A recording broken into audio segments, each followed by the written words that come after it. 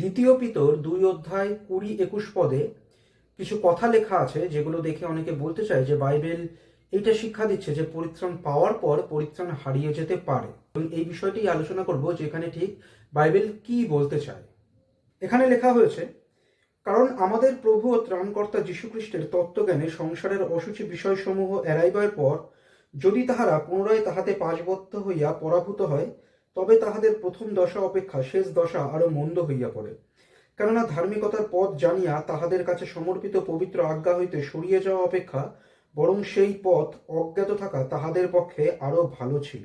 বিশেষ করে 21 পদে যে কথাটা লেখা আছে যে তাহাদের কাছে যে আজ্ঞা সমর্পিত হয়েছিল সেই আজ্ঞা থেকে তারা সরে গেছে, সেই আজ্ঞা তাদের না জানাটাই বেশি ভালো ছিল। সুসমাচার কিছু ব্যক্তি পেয়েছে, সেই বিষয়টা পাওয়ার পরেও তারা সেখান থেকে সরে গেছে, কিন্তু তারা সেই বিষয়টাকে বিশ্বাস করেছে, বিশ্বাস করে পরিত্রাণ প্রাপ্ত হয়েছে, তারপরে সেখান থেকে সরে গেছে বা বিশ্বাসটাই ত্যাগ করেছে। এই জন্য আমরা সিদ্ধান্ত নেব যে পরিত্রাণ পাওয়ার পর তারা পরিত্রাণ হারিয়ে ফেলেছে, এমন তো কিছু নেই। তাদের কাছে আজ্ঞা সমর্পণ করা হয়েছিল, কিন্তু তারা আজ্ঞা পেয়েও সেখান থেকে সরে গেছে।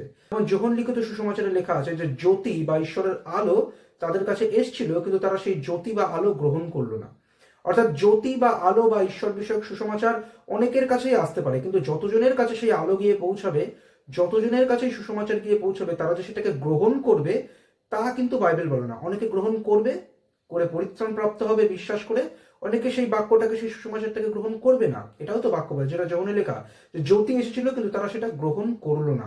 অর্থাৎ জ্যোতি এসেছিল মানে তাদের কাছে সেই বাক্যগুলোকে সমর্পিত করা হয়েছিল বা বলা হয়েছিল, কিন্তু তারা গ্রহণ করলো না, অর্থাৎ তারা বিশ্বাস করলো না। তাহলে দ্বিতীয় পিতর 2 অধ্যায় 21 পদে লেখা আছে তাদের কাছে বাক্য বা সুসমাচার দেওয়া হলেও তারা সেটা থেকে সরে গেছে। অর্থাৎ প্রভু যীশু সম্পর্কে জেনে, সুসমাচার জেনে যীশু খ্রিস্টকে রিজেক্ট করার থেকে সেটা না জানলেই তাদের পক্ষে ভালো হতো। অর্থাৎ এইটা বাক্য বলছে, এখানে পরিত্রাণ পাওয়ার পর পরিত্রাণ হারানোর কোনো কথা নেই। এবং তার আগের পদে বা 20 পদে যেটা লেখা যে তত্ত্বজ্ঞান পেয়ে অসুচি বিষয় এড়ানোর পর যদি আবার সেই অসুচি বিষয়ে মানুষ জড়িয়ে যায়, তাহলে প্রথম দশা থেকে শেষ দশা আরো খারাপ হয়। এই বিষয়টা দেখে অনেকে বলতে পারে যে একা প্রভু যীশু সম্পর্কে জেনেছে, ভুল কাজ থেকে সরে গেছে, ভুলভাল অসুচি কাজ থেকে সরে গেছে, পরে আবার অসুচি বিষয়ের মধ্যে চলে গেছে, তাহলে তো এখানে পরিত্রাণ পেয়ে পরিত্রাণ হারানোর কথাই বলা হচ্ছে, তাদের প্রথম দশা থেকে শেষ দশা আরো খারাপ হবে, এটাই তো বলা হচ্ছে। তো এখানে কাদের কথা বলা হচ্ছে সেটা আমাদের দেখতে হবে। দ্বিতীয় পিতর 2 অধ্যায় প্রথম থেকে লেখা আছে যে এখানে ঠিক পিতর কাদের উদ্দেশ্যে কথা বলছেন। যদি এক পদ থেকে দেখা যায়, 1 পদ 2 পদ পরপর যদি দেখা যায়, এখানে লেখা আছে ভক্ত গুরুদের কথা। পিতর এটা বলছেন যে প্রাচীনকালে ইসরায়েলের মধ্যে যেমন ভক্ত ভাববাদীরা এসেছিল, সেরকম ভক্ত গুরুরা হবে, প্রভু যিশুতে বিশ্বাসীদের মধ্যে আসবে। ভক্ত গুরু কথাটার অর্থ হচ্ছে ফলস টিচার বা মিথ্যা শিক্ষক। সেই ভক্ত গুরুরা অধিপতিকে অস্বীকার করবে, যিনি সমস্ত মানুষের মুক্তির জন্য রক্ত সেচন করেছেন, তিনি সমস্ত জগতের পাপার্থক প্রায়শ্চিত্ত বলি।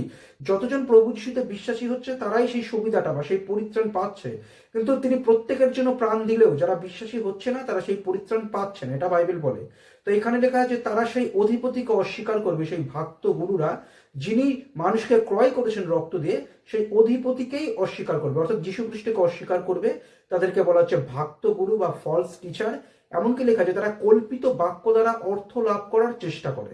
অর্থাৎ পিতর সেই ভক্ত গুরুদের কথা বলছে বা ফলস টিচারদের কথা বলছে যারা কল্পিত বাক্য বলে, তারা যীশু খ্রিস্টের নাম নেয়, উচ্চারণ করে মানুষের সামনে দেখায়, তারা মানুষের সামনে গুরু হিসাবে দেখায়, কিন্তু তারা ফলস টিচার। তারা যীশু নাম নিয়েও ভুল শিক্ষা দিচ্ছে, কল্পিত বাক্য দিয়ে মানুষের কাছে টাকা আয় করার চেষ্টা করছে, কিন্তু যীশু নামই নিচ্ছে। এই জন্য বলা হয়েছে এদের ভক্ত গুরু। তাহলে এরা তো পরিত্রাণ পাওয়া ব্যক্তি না। পরিত্রাণ পাওয়া ব্যক্তিদের কখনো ভক্ত গুরু বলা হবে না, কিন্তু এদেরকে ভক্ত বা ফলস গুরু অর্থাৎ টিচার বলা হয়েছে। প্রথম থেকেই বলা হয়েছে যারা ভক্ত গুরু বা মিথ্যা শিক্ষক বা ফলস টিচার, এরা সত্য বিশ্বাসী বা সঠিক বিশ্বাসী এমন কিছু বলা হয়নি। এবার এই ব্যক্তিদের নিয়েই পিতর 2 অধ্যায়টা শুরু করেছেন। এই ব্যক্তিরা নিজেদের কল্পনার বাক্য দেবে, অর্থাৎ যীশু খ্রিস্টের অনুগ্রহ যথেষ্ট এই শিক্ষা দেবে না, এই জন্য তারা ভক্ত গুরু। এবং এদের প্রতি ঈশ্বর শাস্তি দেবেন, যেমন তিনি পতিত স্বর্গদূতদের শাস্তি দিচ্ছেন, যেমন নোহের সময় তিনি শাস্তি দিয়েছেন, লোটের সময় শাস্তি দিচ্ছেন। এইভাবে পিতর বিভিন্ন উদাহরণ তুলেছেন, 2 অধ্যায় পরপর দেখতে পাই।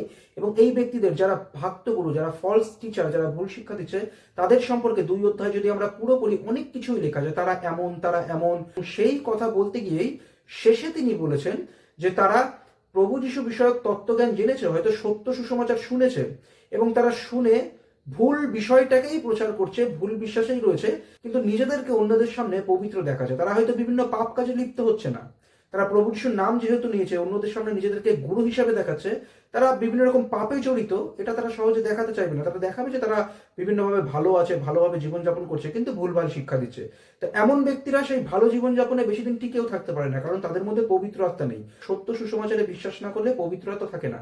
তারা নিজেদের কল্পিতভাবে যীশু খ্রিস্টকে প্রচার করছে, পবিত্র হওয়ার চেষ্টা করছে, কিন্তু তারা শেষ পর্যন্ত আবার সেই সমস্ত অসুচ বিষয়ে জড়িয়ে পড়ে, কারণ পবিত্রতা তাদের ভিতরে নেই তাদের শক্তি দেওয়ার জন্য, যে যাতে তারা সেই ভুল বিষয় থেকে দূরে থাকে, অসুচ বিষয় থেকে দূরে থাকে। তো এমন ব্যক্তিদের কথা কিন্তু পিতর বলছেন। পিতর প্রথমেই ক্লিয়ার করে দিয়েছেন, যেখানে তিনি ভক্ত গুরুদের কথা বলছেন, যারা যীশু খ্রিস্টকে অস্বীকার করে, অর্থাৎ তার অনুগ্রহকে অস্বীকার করে এবং কল্পিত বাক্য বলে। তিনি যে বিশ্বাসী পরিত্রাণ পেয়ে পরিত্রাণ হারাচ্ছে, এই বিষয়ে তিনি কথা বলা শুরুই করেননি দ্বিতীয় পিতর 2 অধ্যায়। এখানে ভক্ত গুরুদের কথা লেখা। তারপরে তিনি 21 পদে বলেছেন যে তাদের কাছে আজ্ঞা দেওয়া হয়েছিল, সমর্পিত হয়েছিল সত্যের শিক্ষা, কিন্তু তারা সেখান থেকে সরে গেছে, অর্থাৎ সেটাকে গ্রহণ না করে নিজেদের মতো কাল্পনিকভাবে যীশু খ্রিস্টকে বিশ্বাস করছে, যেভাবে বাইবেল বলে না। তো এই বিষয়ে বাইবেল বলছে দ্বিতীয় পরিত্রাণ পেয়ে পরিত্রাণ হারানোর কোনো কথা নেই, এমনকি সারা বাইবেল জুড়েই কোথাও নেই যে পরিত্রাণ পাওয়ার পর পরিত্রাণ হারিয়ে যায়। পৌল তার পত্রে বলেছেন যে কি জীবন কি মৃত্যু, অর্থাৎ সেই ব্যক্তির জীবন কি সেই ব্যক্তির মৃত্যু, কি অন্য কারোর জীবন কি অন্য কারোর মৃত্যু, বা উপস্থিত বিষয় অর্থাৎ যা বর্তমানে আছে কি যা ভবিষ্যতে হতে পারে, এমন কোনো কিছুই। বা পৌল আরো কথা বলেছেন বিভিন্ন বিষয়। একজন সঠিক বিশ্বাসীকে যীশু খ্রিস্ট থেকে সরাতে পারে না। সঠিক বিশ্বাসীকে প্রভু যীশু ধরে রেখেছেন, তিনি বলেছেন তার হাত থেকে কেউ কাউকে কেড়ে নিতে পারে না। যে সঠিকভাবে বিশ্বাসী হয়েছে, যীশু খ্রিস্টকে একমাত্র ত্রাণকর্তা হিসেবে স্বীকার করছে, হৃদয় থেকে বিশ্বাস করেছে, সে পরিত্রাণ প্রাপ্ত হয়েছে, সে ঈশ্বরের রাজ্যে উপস্থিত হবেই, কারণ প্রভু যীশু তাকে ধরে রাখবেন। এবং কর্মের কারণে কি হবে? বাইবেলের শিক্ষা অনুযায়ী বিশ্বাসেই মানুষ পরিত্রাণ পায়। বিশ্বাসী হওয়ার পর বিশ্বাসী ব্যক্তিকে ঈশ্বর আত্মা দ্বারা মুদ্রাঙ্কিত করেন, সে পাপ থেকে দূরে থাকারই চেষ্টা করে, কিন্তু পাপ করে ফেলে না একদম, তা বলা যায় না। পাপ করে ফেললে ক্ষমা চাওয়া উচিত। ঈশ্বর অনেক ক্ষেত্রে শাস্তি দিতে পারেন, কঠোর শাস্তিও দিতে পারেন। ভুল কাজের কারণে বিশ্বাসী স্বর্গে বিভিন্ন পুরস্কার হারায়, ভালো ভালো কাজ করলে সেই পৃথিবীতে তো আশীর্বাদ পাই এবং স্বর্গেও বিভিন্ন পুরস্কার প্রাপ্ত হয়। কিন্তু যে সঠিক বিশ্বাসী হয়েছে সে ঈশ্বরের রাজ্যে উপস্থিত হবেই, যেটা আমরা প্রথম করিন্থীয় 3 অধ্যায় 12 থেকে 15 পদে পাই। যে ভালো কাজ করেছে সে বেতন পাবে, কিন্তু যে খারাপ কাজ করেছে সে ক্ষতিগ্রস্ত হবে, তার কর্ম পুড়ে যাবে, কিন্তু সেও ঈশ্বরের রাজ্যে থাকবে, কারণ ঈশ্বরের রাজ্যে উপস্থিত হওয়া শুধুমাত্র বিশ্বাসে। কর্মের ভিত্তিতে হয় পুরস্কার পাবে, নয় পুরস্কার হারাবে, পৃথিবীতে আশীর্বাদ পাবে, না হলে বিভিন্নভাবে শাস্তি পাবে। কিন্তু বিশ্বাসী যদি সঠিক বিশ্বাসী হয়, ঈশ্বরের রাজ্যে উপস্থিত হবেই। ভুল বিশ্বাসী হলে হবে না। সঠিক বিশ্বাসী বিনামূল্যে ঈশ্বরের কাছে উপস্থিত হবে। স্বর্গে উপস্থিত হওয়া একটি দান, কোনো কর্মের ফল না, এটা শুধুমাত্র বিশ্বাসে।